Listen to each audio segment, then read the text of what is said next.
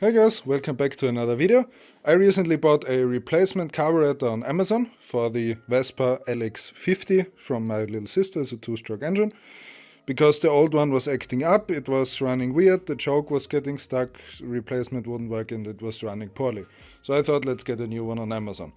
However, after fitting it, I noticed that first of all it does a very weird cold start, and it also doesn't run full throttle at all. As if you go past the quarter throttle, then it just stalls basically. And I've seen a lot of reviews online that basically say the same thing in all sorts of languages, so I'm just gonna tell you how to fix it real quick because I did it and I got the Amazon one to work. So we actually have two problems with the Amazon carburetor. This is the main jet that comes in the Amazon one. I've taken it out and stuck it in here so you can see it. And as you can see nothing. It has no markings on it. It has no numbering. So I don't know what size main jet this is. And this is the main culprit because the problem is only past like quarter throttle, because that's where the main jet starts to work. And so we need to replace this. I don't know what size this is. Now I have compared the sizing to a set of Japanese main jets that I got. Luckily they're the same one as in the Vespa. The one they use, it's an M6 pattern main jet.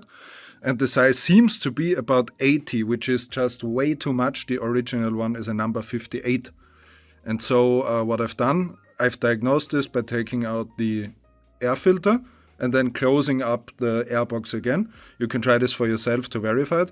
And if you do that, you get a little bit more air. Don't leave the airbox off completely, just air filter out, put it back together, and then it should basically run. Like, I can't get completely full throttle, but basically full throttle.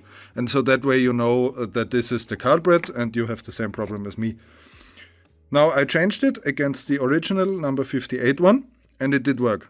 That was the full throttle problem completely used. I'm gonna show you a video of it and you see that it is the solution.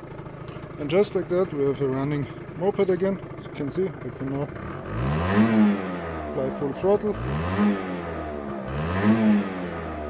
and it doesn't stall. Need to adjust the idle a bit, but all looks very nice. But it doesn't stop there, because I've also noticed a weird cold start issues, and that has to do with the e-choke. Now I can't show you the one that comes with the carburetor because it's already inside and I'm not gonna take it off again.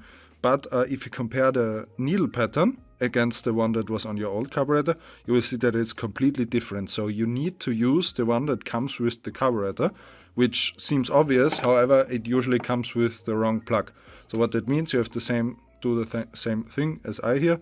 Cut the plugs off and solder a new pair on, or crimp it on, or whatever you have available. And so that you can connect it to your moped, you have to connect it. You can't just unplug it, otherwise it will not run at all because the choke won't close up and you will always be too rich. And that's basically it. As a summary, if you just need a quick answer, change the main jet against the one that came into your old one and you should be pretty much there.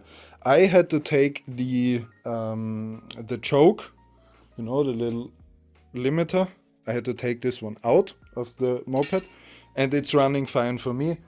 They always, you know, the sizing is always a bit different for all these 2-stroke engines, so you will need to check it for yourself if your mixture is correct, but this should be the solution. That was already it with the video. I hope you liked it. I hope it could help you and you could get your moped back up and running.